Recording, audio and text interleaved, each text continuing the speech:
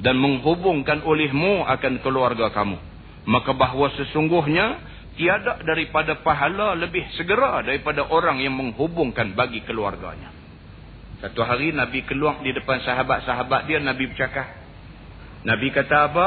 Nabi kata, wahai sahabat-sahabat aku, wahai jamaah Islam, dengar elok-elok. Tidak adalah pahala yang lebih cepat daripada pahala orang yang menjaga hubungan adik-beradik. Allah bagi pahala cukup cepat kepada orang yang menjaga adik-beradik dia. Dan takutlah sekalian kamu akan derhaka.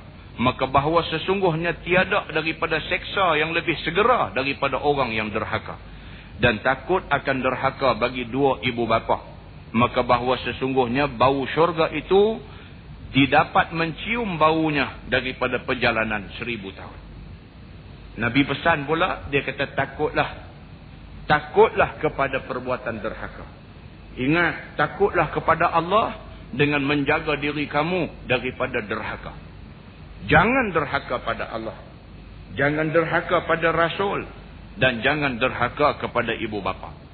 Orang-orang yang melakukan penderhakaan tidak akan cium bau syurga. Sedangkan syurga boleh dicium baunya pada jarak 1000 tahun perjalanan. Baik.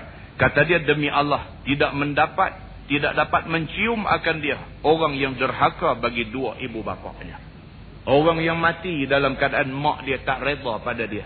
Bukan sahaja tidak masuk syurga, bahkan tak boleh cium bau syurga.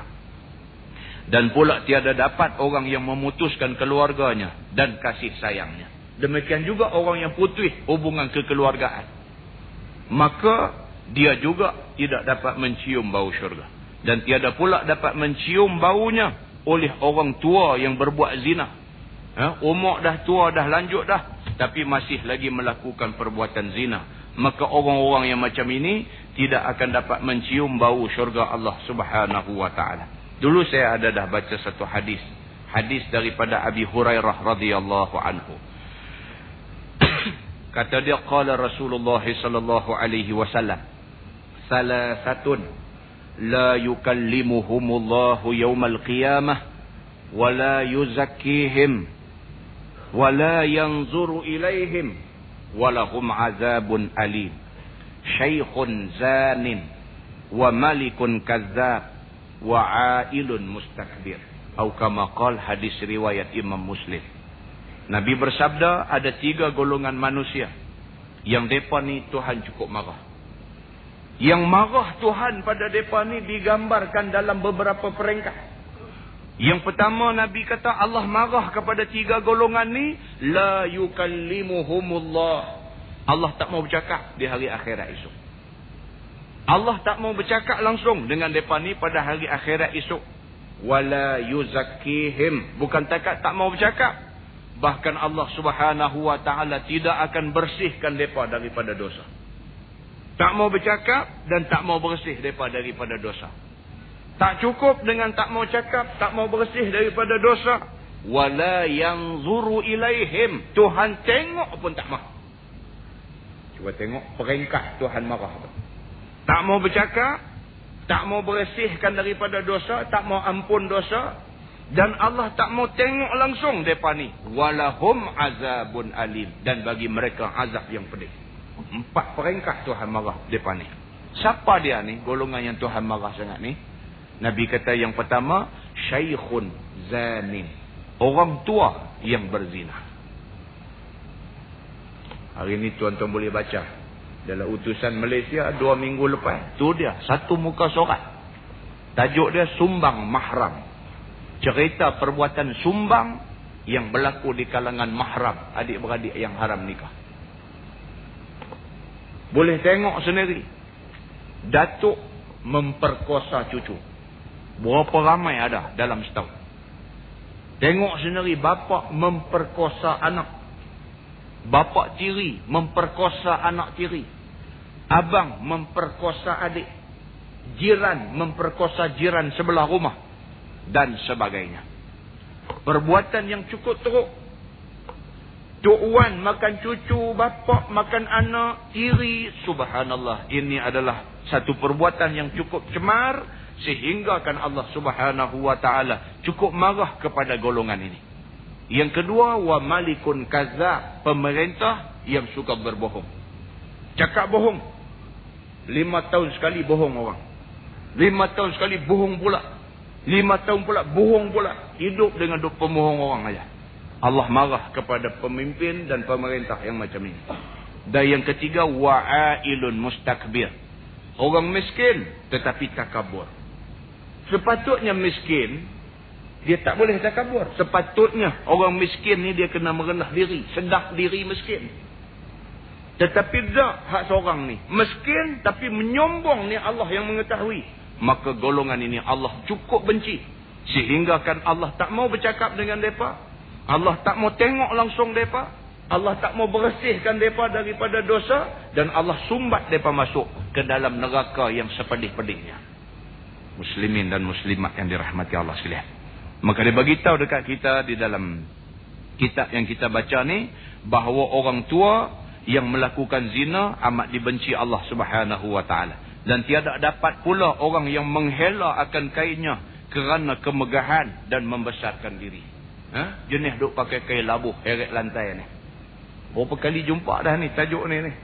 Depa duk tak mau pakai juga. Dia kata orang yang menghela kain, maksudnya pakai kain labuh. Dia duk takwil hadis tu pula. Dia kata tak, yang Nabi kata Allah tak terima semayang orang yang pakai kain labuh ni kalau dia pakai dengan sombong. Dia kata kalau dia tak sombong tak apa. Tak pasal apa yang duk labuh tu? Orang tanya, pasal apa yang duk labuh tu? Dia kata saja. Tak boleh duk jawab saja. Bila Nabi SAW kata ma asfala minal ka'baini minal izari fa finnar, Nabi kata, maka apa yang labuh daripada kain yang dipakai semayang ni, maka itu bahagian api neraka. Mana bahagian kain yang melabuhi buku lali, Ka'bain makna dia buku lali, maka itu bahagian api neraka. Mai hadis lain dia kata innallaha la yaqbalu salata rajulin musbil, sesungguhnya Allah tidak terima orang yang semayang berkain labuh. Kita dah jumpa hadis ni, penaik lah kain tu, apa yang nak susahnya? Dah tak mau penaik hidup tengkang. Ini yang susah. Kita pasal apa? Kita apabila mendengar ilmu suka berdebat, tidak suka beramal dengan ilmu itu. Berbeza dengan para sahabat Nabi. Para sahabat Nabi, ilmu yang mereka terima untuk diamalkan. Bukan ilmu itu untuk dicanang-canangkan. Bukan ilmu itu untuk didabik dada. Bukan ilmu itu untuk dibuat pandai berdebat. Bukan ilmu itu untuk dicari kemegahan. Tetapi ilmu untuk diamalkan. Dengar aja balik buat. Dengar aja balik buat. Maka mereka menjadi golongan yang mendapat keredaan Allah Subhanahu wa ta'ala. Malam ni dia ulang lagi sekali. Dia kata orang yang menghela kain kerana kemegahan dan membesarkan diri. Sabda Nabi SAW, innamal kibriya'u lillahi rabbil alamin. Yakni hanya sesungguhnya yang kebesaran itu hanya bagi Allah Subhanahu wa ta'ala, Tuhan sekalian alam. Yang hak boleh takabur. Kibriya daripada perkataan kabbara, takabur. Takabur daripada perkataan kabir, besar. Takabur makna dia membesarkan diri. Yang boleh membesarkan diri ini Allah Rabbul Alamin. Allah Tuhan semesta alam saja. Kita tak boleh. Mai pula ayat dalam surah Luqman, Allah kata apa? Wala tamshi fil ardi maraha. Jangan sekali-kali kamu berjalan atas muka bumi ini maraha, dalam keadaan rasa sombong, tak ketahuan seseorang diri. Berasa besar, berasa terkenal, berasa hebat, berasa orang semua tengok kat dia. Itu semua jangan, kata Allah Subhanahu wa ta'ala dalam ayat dia. Pasal apa? Pasal sifat takabur, sifat kibriya, itu hanyalah sifat yang layak dimiliki oleh Allah Subhanahu wa ta'ala dan tidak layak dimiliki oleh manusia. Dan telah mengeluarkan oleh Ahmad bahwasanya segala amal anak Adam itu didatangkan pada tiap-tiap hari Khamis malam Jumaat, maka tiada diterima amal orang yang memutuskan rahim. Dia kata telah datang satu hadis menceritakan bahawa